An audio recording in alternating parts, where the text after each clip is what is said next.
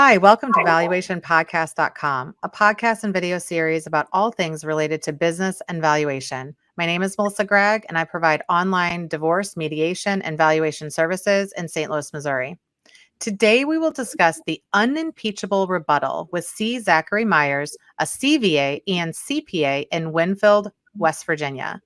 He is a testifying expert and has been qualified as an expert in the forensic accounting, taxation, business valuation, and pension valuation fields, specifically in civil, marital, and criminal litigation. For us to remain neutral and you know, even going so far as like, why do some experts not practice neutrality?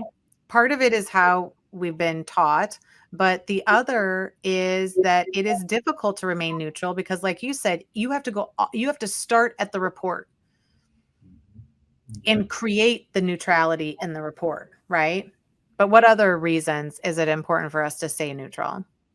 Well, and let's not fool ourselves. There are some attorneys that will hire a particular expert because they know that they will not be neutral and they will say exactly what they want them to say.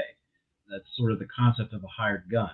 Mm-hmm. And, that's been something that's not new news that exists. It's always existed in expert witness testimony, and sometimes it's worse than others. But as far as the various reasons that we may accidentally not be able to be neutral is sort of a primal thing to some extent, because that reticular activation system I was talking about, the thing that sort of bases your behavior as an individual is based upon your those fears and values and all of those things that trigger. And sometimes it's very easy to have a certain way of thinking that you've always done something a certain way and you block out all possible alternatives. And it's very hard to be unbiased, even when you're trying to be unbiased.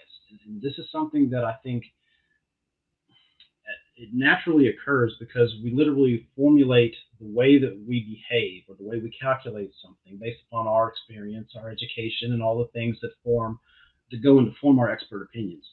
But it's really important that you kind of constantly assess yourself, reassess yourself. I know in my practice, I've been trying to eliminate some of the biases and skewed that come in even government data by eliminating like the sex bias. I try to create gender neutral damage calculations because I think that it's not going to be fair that somebody who was terminated because they were black, and I use a black life table that has a lower life expectancy and it's Yeah. going to result in a lower damage number. How is that fair? Same thing with when it comes to women and maybe the inequities in pay and things like that. You have to be careful with the way that you look at things, and it doesn't necessarily mean that you did something wrong in the past per se. You did the best you could based upon what everybody was doing, but to the extent you can sort of continually improve. Mm-hmm. That's sort of the best way in my view, to be, and don't be disingenuous. Some people, they don't really have any fundamental way that they do things or any reason why some of these experts will attack your work. They're just doing it because they were hired to do that. Right. That's a reality that we have to be. We can't be naive. Some attorneys will specifically, they have no intentions of getting to anything close to the truth or a potential right number or range of numbers. They're just going to retain someone for the sole purpose of attacking your credibility. Mm-hmm. So the best armor for that, in my experience, is to build fundamentally unimpeachably neutral approaches, unimpeachably neutral assumptions and ways of looking at things, and so that no matter what they ask you in deposition or in trial, or even no matter what an opposing expert says in a rebuttal report about you or your calculation, you've already thought of that. You've Mm-hmm. already, if you take a unbiased approach from the beginning, that's the best armor to deal with whatever comes your way in the future. Because just like whenever they try to antagonize you in court, you can kill them with kindness, be very nice, and educate them. And you can do it and accomplish, the whole, educating them and kind of kind of revealing that the attorney didn't know what they were talking about, you can do that in a very nice way because they're an attorney. They know a lot about law.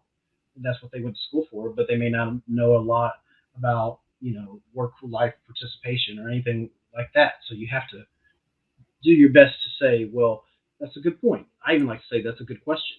It's a great question. If you ever hear that, that's usually not good. But you'll say, that's a great question, and then you can elaborate for the court because this is not common knowledge. You wouldn't even be Right. in the courtroom or writing a report or deemed as an expert talking about this particular subject if it was common knowledge. So there are questions that are just kind of bad questions or show that they don't know what they're talking about, but you can educate them.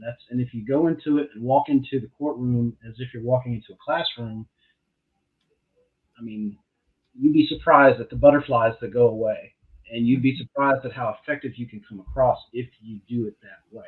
Mm-hmm. And if you're one of those experts that doesn't do it that way and is just literally an advocate and, likes to fib a little bit, you're going to be a nervous wreck all the time for the rest of your career. You're probably going to have some problems later on in life. So this is all about mitigation for the most part. And if you take an unimpeachably neutral approach from the beginning and throughout, whether it be rebutting or dealing with rebuttal or testimony at deposition or trial, usually you're going to be in a better position and you're doing exactly what an expert is supposed to be doing, which is educating the trier of fact about the facts and evidence. Yeah, no, I completely agree. And I think that, we've talked about it before that realistically, another valuation person or testifying expert that's at your same kind of caliber, doing your same type of work, is really the best indicator of how well you're doing your work, right? Because if they do bring up points that you're like, I didn't think about that, or I did consider that, but here's my logic of how I considered it. Those types of things I think do help make you better. And I'm always an advocate for my position, right? Regardless of, I feel like if I were left on an island and the parties and the attorneys leave me, I'm able to still believe that opinion, right? And so, and if Zach comes along and takes a look at it and he's like, "Oh, I would do some things different," but it's still reasonable, then in my opinion, I kind of win.